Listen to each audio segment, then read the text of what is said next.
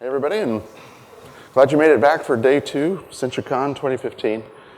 So my name is Don Griffin, and I'm the Director of Engineering for Frameworks at Cincha, JavaScript frameworks anyway. And you can find me on Twitter, the Twitter handle here, that'll be at the end again. But today we're going to dive in and talk about the Ext JS data package. So the title's the ins and the outs, and I don't know which is in and which is out, but we'll hit it all as we go through. So in a nutshell, what is in the data package? If you've used the Ext or Cincha Touch data package in the past, there's a whole lot of pieces that come together, and in the end, there's just an awful lot of functionality that is provided in the framework. So what we've got here is a lot of pieces, and the question is, how do you bring them together to make the whole greater than the sum of these? So if you've followed all the buzz about MVVM and MVC in the last several years, the M is the one that everybody kind of passes right over. Of course, you need something, but it's a central part of the application architecture. And even from the Wayback Machine in 1992, they were talking about this layer. So it's an important part, and we're going to look at how it impacts applications today. In JavaScript, however, I came across a tweet just the other day, and it had an interesting reaction when I read it. So we'll see what your reactions are. But my reaction was basically along these lines here when I saw that, and I was like, okay, so we can make monolithic views and put all our logic in there and move on, I guess, but maybe there's a better way. So obviously, as mentioned, M is the unsung part of model view controller and model view view model. And within the framework, we put all of this in the Ext data namespace. So we're going to go in and dive through some of the big players in this namespace. Now in Ext5, we moved Ext data from Ext proper into a package called core. And is there anybody using Cincha Touch and Ext in the audience out there? Both? Okay. So a handful. So basically, both Ext and Cincha Touch have had the data package, but in core and in version 5, we've reconciled that down to a single data package. And in Ext6, with Cincha Touch becoming part of the framework and the Ext framework as the modern toolkit, they're sharing this code completely. There's no leapfrog releases. They're exactly the same. So the pieces, though, come together more or less in a stack of what's the most fundamental pieces and the pieces that build on that and the pieces that build on those and on up. And we'll cover, at least in some depth, all of those as we go.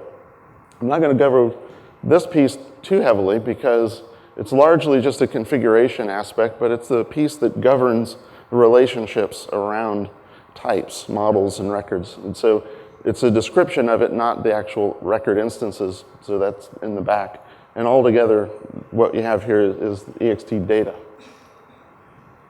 So we're going to head to the bottom and get going so we can get to the example app, build something here at the end, and then still have time for questions. So validators are at the very bottom. They're the most primitive concept, so there's not a lot of explanation required except to meet some of the players. In the framework, there are a hierarchy of validators, and these are now types that you can extend. We'll see how to extend these in a second. But don't forget that there are a bunch of built-in ones. So you might find that you can use what we have directly or that you can extend them. So an extension to a validator, a new validator, just an example, say a social security number in the US, we're just going to write it straight on, and I'm going to implement my validate method, describe an alias, and now this validator is useful as a piece of my data model, higher levels and fields. But don't forget to ask that question, is this thing that I'm doing something that's already better covered somewhere else in the framework? And in that case, there is a base class that's more suited for that task. So that's validators in a nutshell, but so they can range from simple to complex, but they're really intended to deal with fields, individual field values. Are they valid or are they not? A syntax question, basically. Bring those together with fields. Fields supply the type information, and that's used for conversion of incoming data. Maybe servers like to put quotes around your numbers, and that doesn't do good math, so we need to parse that number back into an int or a float. So there's a hierarchy of field types, and these are also extensible, so you can extend the field types and make your own field types. This was added in Ext 5. It was technically possible prior to that, but it's a whole lot easier now. You can basically just define a class and go set the alias in there, add some validators, perhaps write some validation function yourself, but usually the validation logic is already handled. It's fairly easy to build out different kinds of validators rather quickly. So after you've gone through all the nuts and the bolts of low-level data validation and field typing, bring them together. The reason for doing all of that work at that level is so that you don't repeat yourself. There's an awful lot of times you'll see validations in model classes that are really trying to validate the validity of a field value. And in fact, that field value, like an email or a gender or a social security number, is something that might repeat on a lot of different models, so you don't want to waste your time repeating that. So when you get up to the level of models, things start to get a little more interesting, of course, because that's really where the question in the tweetosphere came from. What do we need? What do we mean by models? What are they good for? So obviously they start by defining fields, although it's not very hard to define custom field types like we did, but there is definitely more to the story. The fields are not the models. The fields have these things, or the model have these fields, but there's definitely a lot more. And in fact, in version 5 of Ext, the fields are entirely optional. You don't have to declare them.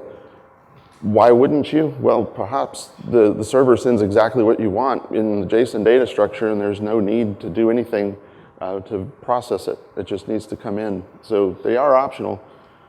So why would you declare them in then? Is type conversions, as we saw, validations, as we saw. There's just a handful of reasons that they're useful to declare, and we'll get into some of their role with association coming up here shortly. So, but models really are, and this is just my take on the world, that models are supposed to be the fields, relationships to other models, and logic that makes sense in your application. That logic can be defined, as we saw earlier, independent of the user interface. So maybe there's a behavior of a ticket in the trouble ticket system to change the status. So here's a status, I need to make this model a different status. Maybe that has rules that govern that change. And I would be best off implementing that down at the model level. So to name models, then really is the whole purpose of this is going to get to how do models relate. So models have fields, but they also have relationships. Now, if you've used associations before in Ext 5, they've definitely been revamped a bit. And there's a more explicit way to say that this model has a reference to another, and that is the very common relationship. So to say I have a relationship to another model, you want to talk about its name. Well, to what other model? And you can use full class name namespaces, but that gets rather tedious, and it gets turned into method accessors, as we'll see. And so you have these full names showing up in your accessor methods, and that's just unhelpful. So what we've added with 5 is a way to say, this thing has this short name. We call that the entity name. But that would be a tedious thing to assign aliases like this to every model individually as you go. So that's really where this notion of a schema comes in, is it's a way that relating models can share configuration and share options. And the primary one that you might like to see is a namespace. So with this example, we're creating a base class. At the top, you see it just extends model. So instead of my application extending directly from ext.data.model, it's probably a good idea to inject your own base, do your own customizations up there, including controlling the schema's namespace. Now, automatically, this is going to be applied for you. The schema can do other things. This is the next, probably most typical one, is helping to automate the production of URLs and such for your proxies. So if you have a nice RESTful backend and all of your models are addressable via entity names and IDs and paths, you can do something like this. And this object template here at the schema level will be applied to each of your models that extend this. I'll skip through this one rather quickly.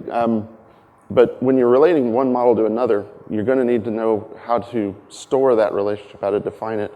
and how to transmit it. So the notion of an identifier is how do we generate identifiers for models? Client side, when we're creating new instances. Normally the server will send a record to us, we have its ID, and that's great. But if we're going to generate a record on the client, we need to have some way to reference that later, and that's what this identifier does. So that's a really helpful starting point, I'd say, for any application, is to start simple, make a base class, and then take that forward with your individual models as a good starting point. So with that base class in mind, then, this is the kind of stuff, lost the transition, I'm sorry. That's the dim.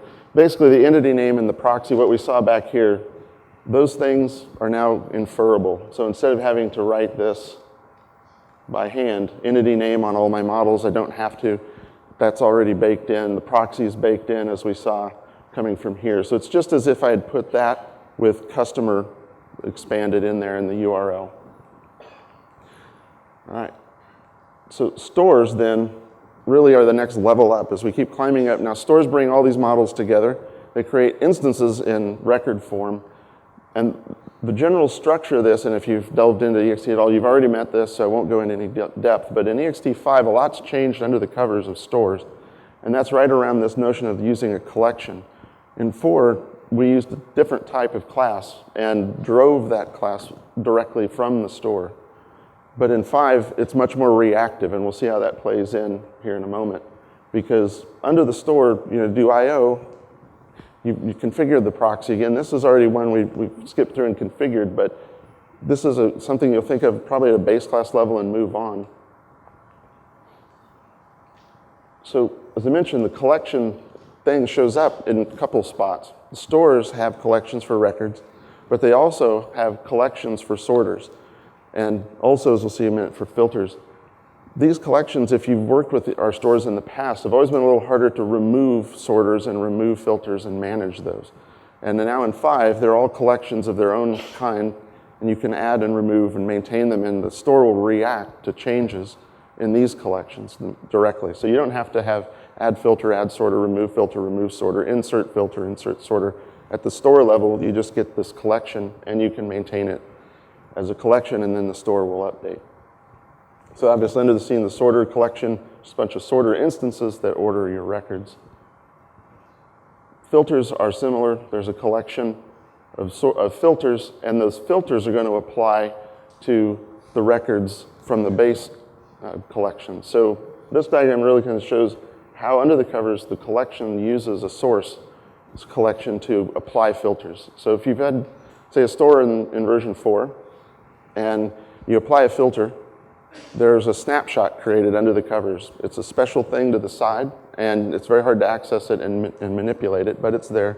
So when you remove the filter or apply a different filter, we have the original set of records. But in 5, that's just a separate collection now, and that separate collection can be accessed and interrogated directly using the standard collection API. But the filters then apply to that collection as it becomes this collection. So there are a variety of other kinds of stores, and we'll go through them real briefly.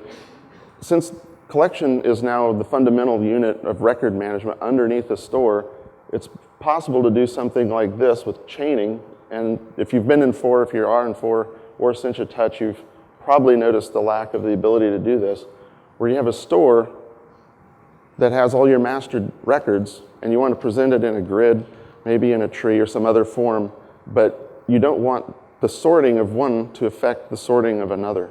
A combo box maybe has all of the items, but a grid may have all the details. So if you share the store to save on requests to the server and share on the records, the problem in 4 was that that sorter and filter and all of that would affect all those components that were attached. So in 5, in the core package, you now have chain stores, which basically act in the same way we described with filtering. They rely on stores to, in the underlying collection, I should say, to react to changes in their source. And then they'll update their items accordingly. So the things that attach to this level would be your sorters, filters, grouping. All of that is on the chain side, so it can have a completely different order, completely different set of, or subset of the records. So that's one of the more useful ones. Things to remember about it, of course, is that its operations are all local. Don't try to sync with the server from the change store.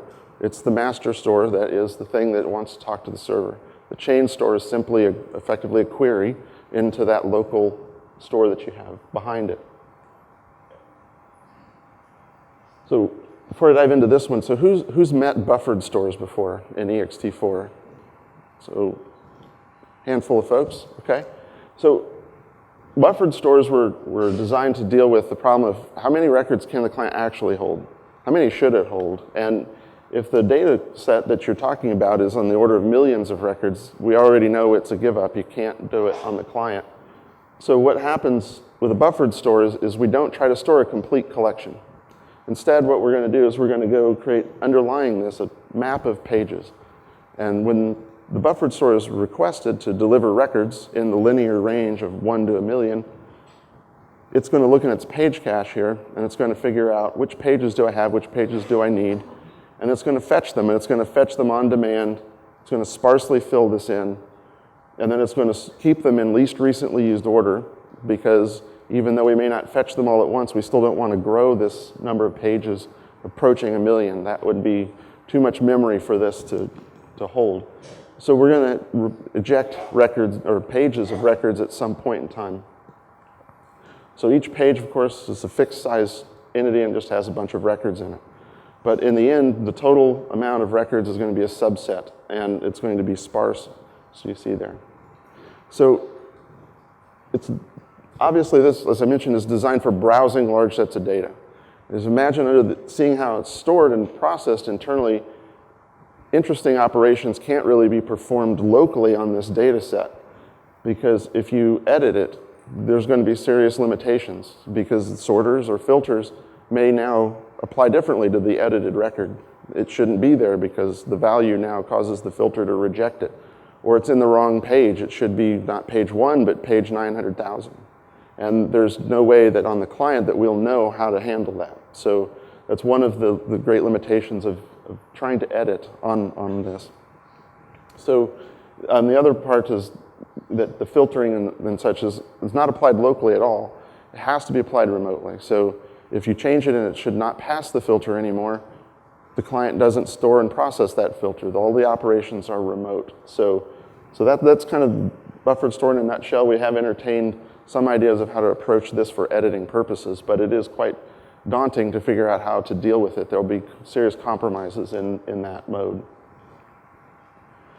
All right, so on top of this layer, now we're climbing near the top. We were talking about associations. Now, associations often are many to something. They can be many to one or many to many. And so associations are all about delivering to you the result of a relationship between models. How do you deliver that result? If there's one, it's a record. If there's more than one, it's going to be a store of records. So in lists, these would be totally not shocking. There's 3 types. Many to one, classic example, something like an order item. Have an order to submit and has a bunch of items.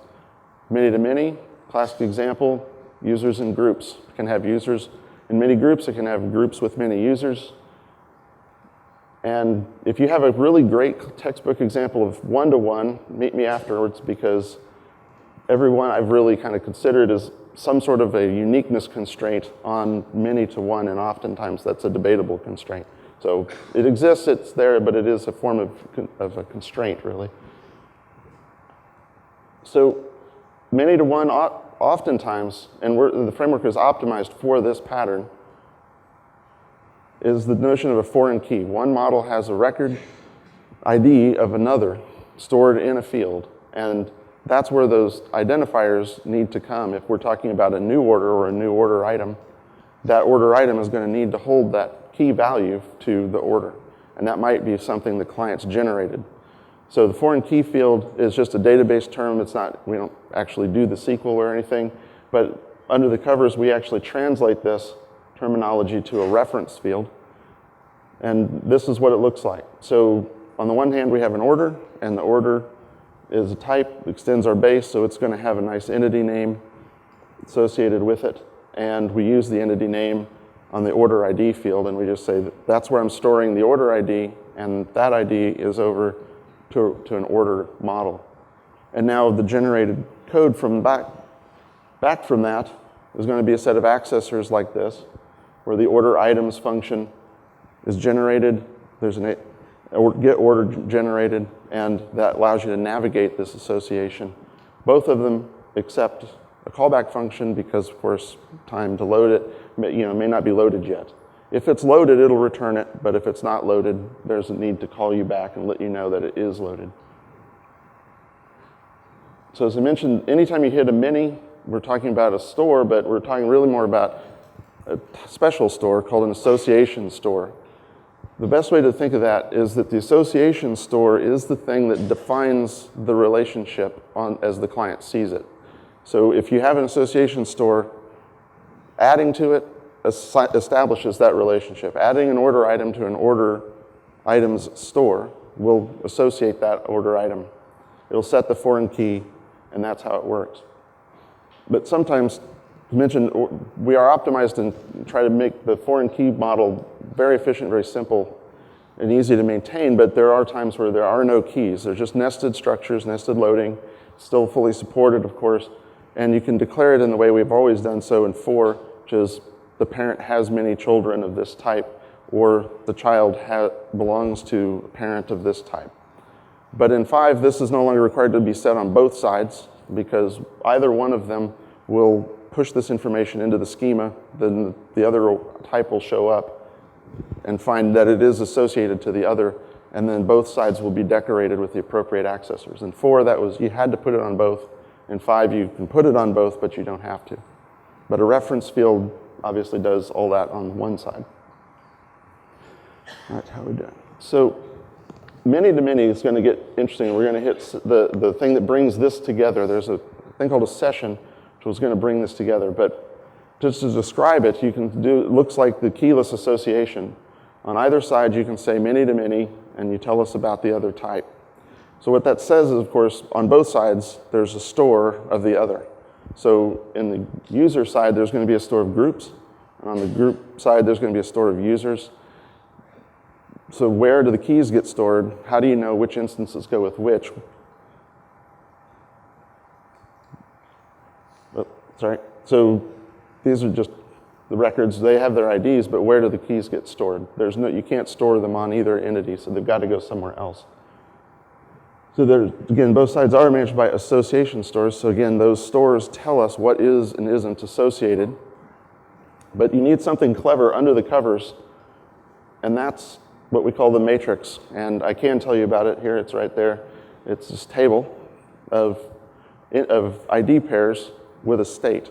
So if 2 records are associated, as you can see here, user 1 and group 10 are members in this association. State 0 basically says the server already knows this. And the same for the other association, but down here on 2 and 20, user 2 was added to group 20, and the server doesn't know about this, so we have to save it. Now, any edits that go on behind the scenes get managed by the session. I don't know if that subtext of the star. You need a session in order to keep these stores in sync. So if you've asked for the groups for a user or the users for a group, and you edit it, that's fine, but if you would like the other half of that other direction to be maintained, we need what's called a session under the covers that maintain this matrix. Because what we need to do is we need to figure out how we're going to save that information later. And as we said, there's really no easy way to talk about, well, just save the user or save the group. Neither one of them holds this information. It's down underneath. So that leads us to the piece that sits at the top of the whole pyramid. The session is new to 5, and there's been a lot of questions about how this all fits and how to use it. So I've got an example app we'll try and get to here in a minute and walk through some of the use cases for sessions and what they're good for. But in a nutshell, that's what it does. It says there's a data structure inside the session. The session holds by entity name, then by entity ID or record ID, 1 record. And so for user 1, we have 1 record. And for user 2, we'll have that record, but we'll never see multiple. So move along, see the clicker has. So, quick question. Let's see who's on their toes, who's been paying attention. What can you say about a class that tracks references to all objects it reads like this? So if we're going to track every record that we've brought in by its type and by its ID, is it A, it's efficient because we only read that record once. B, gives us repeatable reads, so every time we read that record, we get the same record. That's a nice feature. It's referential integrity, so it's always the right record, the one and only. D, it's a memory leak because we're holding on to all the records we ever saw. So E, it's all of the above. So anyone want to go for an answer? Just cheat, it's E. So the E is, it can be a memory leak if you create a session and don't scope it properly. It's very important because it does hold on to all the records and a traversal of all of these associations. You have to know how many records you're planning to get in there. Because if you're planning to load every record in there, remember, it keeps them for all of the reasons above. It's for efficiency, it's for repeatability, and referential integrity. So you want to keep them, but you have to have a plan for when the session as a whole can be disposed of, because it won't let go of that graph of records that you're working with. I should say there is a caveat to that. If you drop a record, delete a record, and then commit it, it will get rid of those records, of course. But it won't get rid of the web of records that it's navigated, because it doesn't know that you're going to traverse back. So that's the key takeaway. Manage your session scope. And I'll show you in this example here how that gets done. So when associations come in sessions, helps us resolve this kind of problem right here. So we're going to switch over to a different example, which is our ticketing app. I've stolen some nuggets from there. So when a ticket gets reported, there's going to be an assignee to go fix it. I trust most of us have been on that side. Somebody reported it. Both of these are identifiers into the same type of thing, a user. And if you're lucky enough, you might be the one that gets both the reporting and the assignee. So if you're lucky enough to know how to find it, you get to fix it. So there you go fix it. So when we traverse that, we go, okay, give me user one. We get user one. And if you go get user one, again, you don't want a new one. You want the same one. And that's, again, what a session is going to give you. It gives you the same one. So, again, scope is critical. Now, one of the biggest features sessions give you is the ability to know about all the changes in that entire web of records. So when you want to know what's been going on, have I changed this field, have I added a new comment to the ticket, have I added a new order item to the order, whatever, you can ask the session, and it's going to give you back an object describing all of the changes. We'll see that object in a second. Mirroring that is a way to take that exact same structure of object and tell the session to update itself. So you can two sessions can essentially talk to each other by sending updates through that. They're the same format.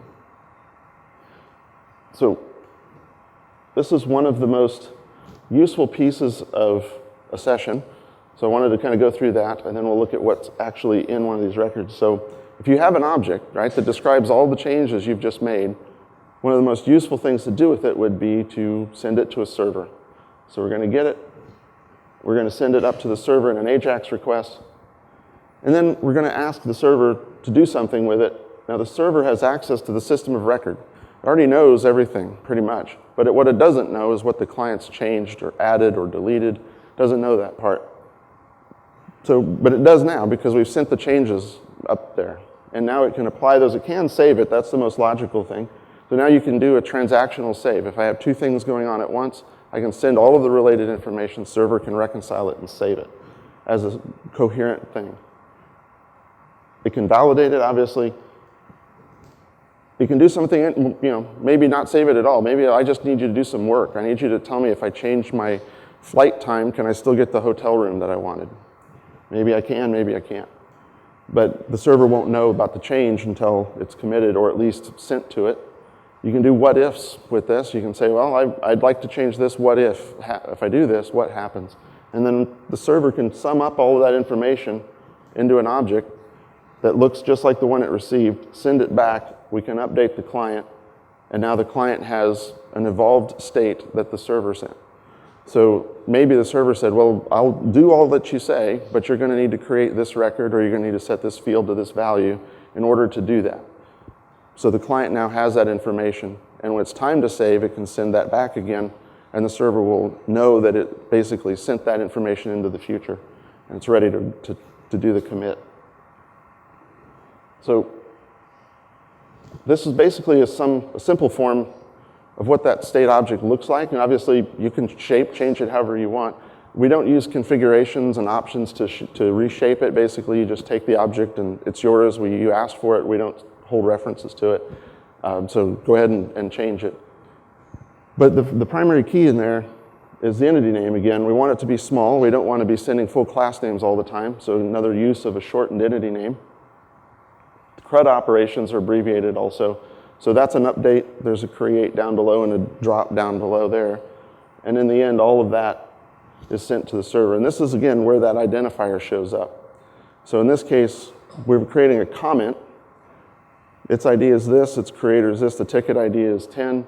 But if somebody needed to refer to the comment, that's its ID. So throughout this entire block, if someone had a comment ID referring to this comment, that would be its identifier.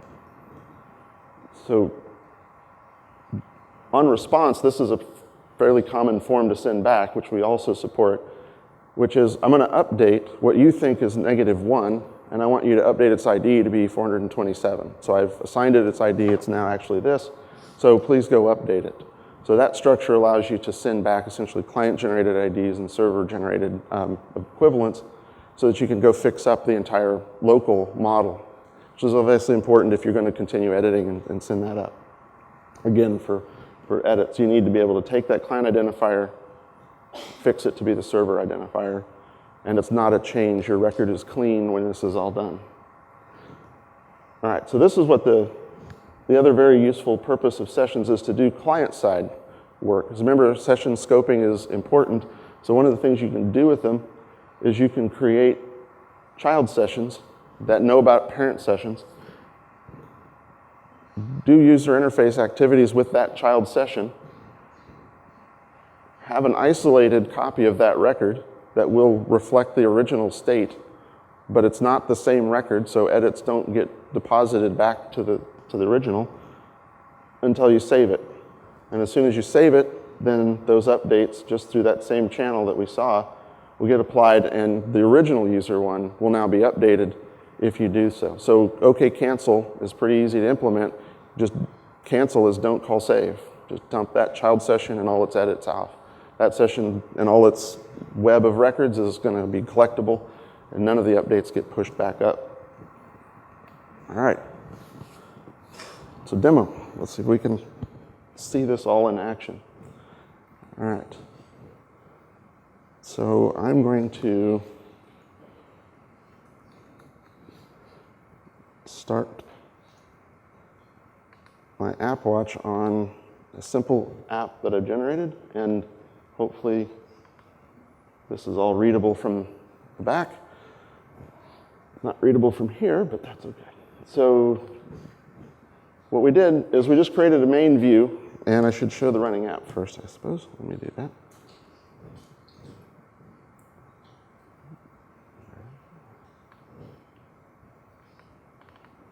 All right. So this is basically the generated app that we have in 6, and I've turned it into a ticket app, and I'm displaying a store of tickets, and the something went wrong ticket is at the top.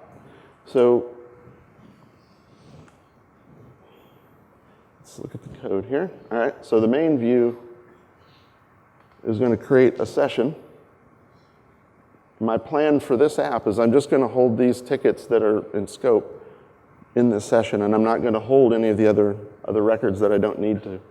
So created a session, the top. Now I will say creating a session at the root is always a little risky, because if put more records up there, they're not going to go away. So you might put these on a tab, you might put these at some lower scope that is closable and dismissible part of the application. But for simplicity, I'm just putting this on the global view, main view. And I've got a main list Okay, there you go. So this list here is where the grid shows up. The grid is a different view. And it's going to bind. There's a whole session coming later today on view models and binding that will talk about this, but essentially, in a nutshell, the store for this grid is going to come from the view model, and the name of that store is tickets. So we're going to go look at the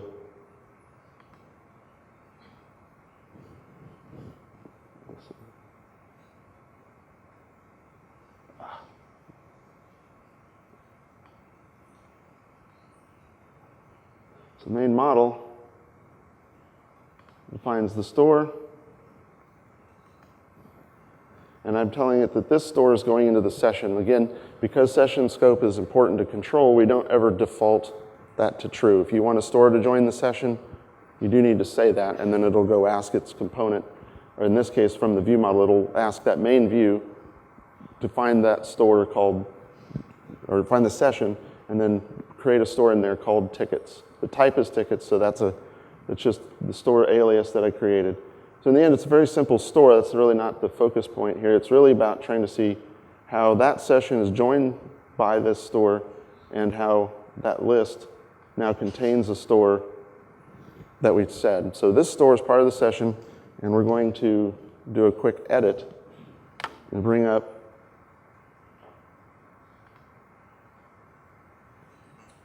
no internet.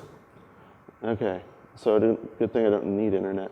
So basically this is the ticket, some comments, a query off to get the user. And that information is all summed up only in this child session. So the parent session only knew about the tickets. The child session now knows about all of the comments of that ticket and the user that reported it, the user that was assigned to it. But since it's the same user, edits to one field are showing up on the other field. So flip back to the code and we'll see how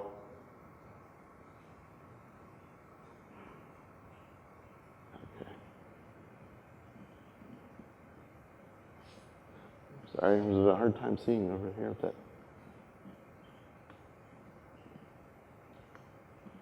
form. All right, so there's the form. That is the pop-up window. This is the window we're displaying, and it's going to create its own store of users that are attached to the session. And that would be used for, like, say, a picker that's going to pick list all of the users. But down here, when we get to the ticket, it scrolls so fast.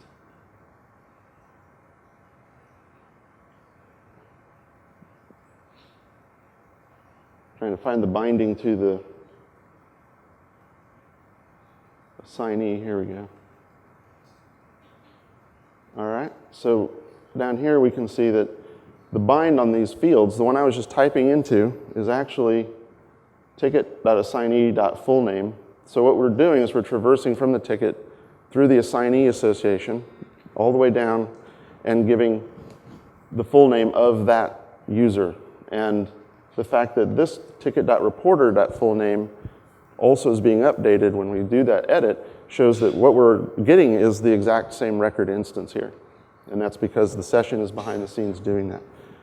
So the piece that pulls all this together is up in the main controller when we display this window. What I've done here is I've left off this child session piece, and I'll show you what it does real quickly because we don't have it. If I change this, and then I cancel,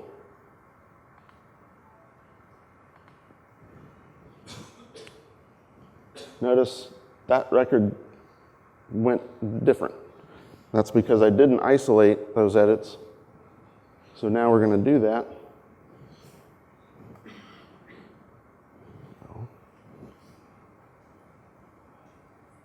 It's trying to help the indentation. It's not helping. All right, so now we're creating a child session on this window. The reason it's a child is because there's a parent in the hierarchy above us in the component tree. So that parent session is inherited. The child is part of this window. When we reload and do the same set of steps, what we're going to see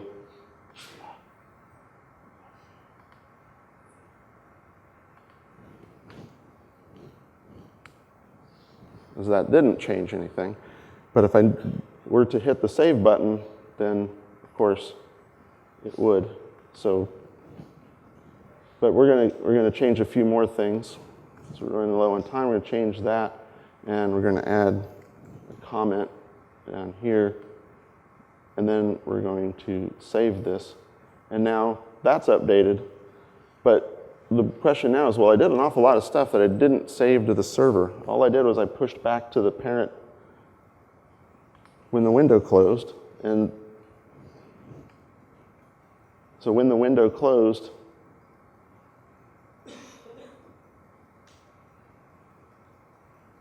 here we go, save click. I just called save on the session. And that's going to push all the changes up, but I made an awful lot of changes. So where those are, this little tool is going to show me the state of my session right now by calling get changes. And it's going to tell me you've updated ticket 10 with a new summary.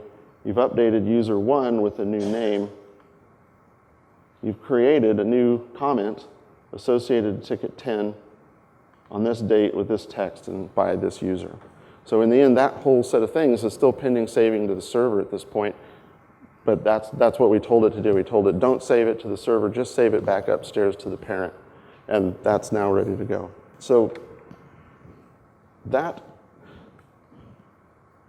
is it in a nutshell. We'll have this example up on GitHub so you can look at it.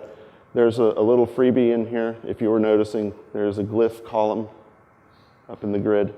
So play with that too and get web fonts as action columns. So that, right, so recognize this. This is the base model we had. And that is essentially all those pieces in action. So at this point, I think I'll surrender my time to the floor and see if you guys have any questions.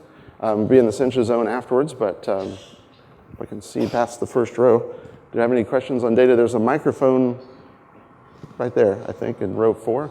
So if you have any questions, feel free to stand up there at the mic. Otherwise, we'll talk at Cincha zone. So any questions? Okay, I see some people moving, but I can't tell if they're moving to the mic. All right. All right, well, thank you, everybody. It's been a pleasure, and see you at the Cincha zone.